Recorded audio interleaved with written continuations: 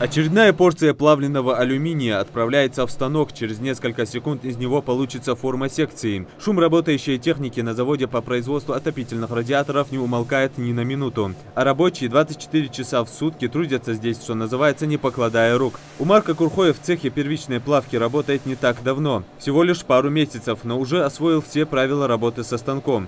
Из таких вот частей секции собирают радиатор. С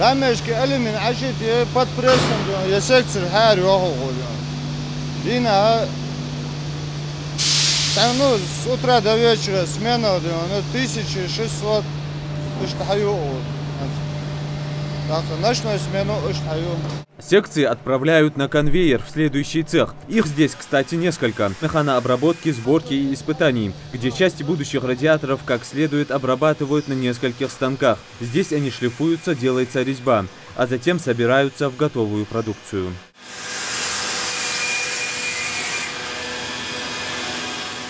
Процесс обработки на этом не завершается. Последний штрих для готовой продукции – цех по покраске. Затем сушка и упаковка. Весь этот процесс контролирует Саид Альвигантимиров. Первая машина одевает первую пленку на радиатор. Потом она проходит по конвейеру, одеваются коробки и, соответственно, вторую пленку. Потом мы его кладем сюда, на палет, обматываем стрейч-пленкой и в конечном итоге уже на склад отправляем. Аналогов заводу по производству отопительных радиаторов нет на территории СКФО. Здесь трудится около 100 рабочих. Предприятие построено при поддержке Фонда развития промышленности. В среднем здесь производят более 3 миллионов секций в год. На данный момент продукция поставляется в несколько регионов России. В ближайшей перспективе поставки в Белоруссию. Сейчас ведутся переговоры. Когда идет реализация, и реализация выходит за рамки России, скажем так, это ближнее зарубежье, но все равно за рамки, за границы России, это определенный уровень произведенной в Ингушетии продукции и, соответственно, другой какой-то взгляд на то, что здесь в Ингушетии можно сделать и чего мы можем достичь.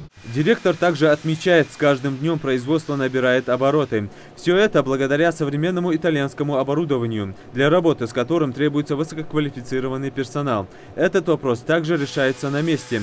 Сотрудники здесь же проходят соответствующее обучение.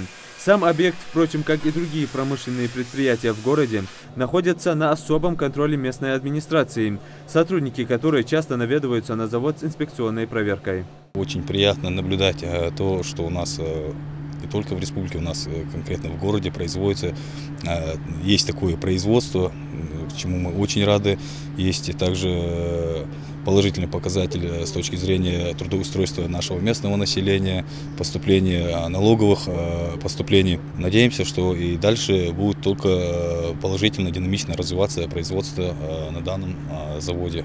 Производство планирует расширять. В планах руководства завода, кроме освоения российского и белорусского рынков, вывести бренд «Сделано в Ингушетии» на рынке ближнего зарубежья. Тем более высокие показатели и объем производства позволяют. Юсуп Гелисханов, Майырбек Миржоев, Новости 24.